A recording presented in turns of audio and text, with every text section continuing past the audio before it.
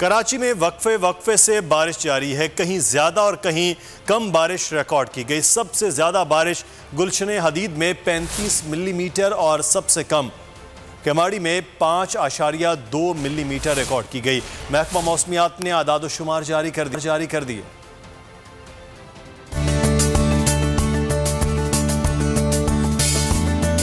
कराची में वक्फे से बारिश, बादल शहर में कहीं कम तो कहीं ज्यादा बरसे। महकमा मौसमियात ने कराची के मुख्तलिफ इलाकों में सुबह से 2 बजे तक बारिश के आदाद शुमार जारी कर दिए।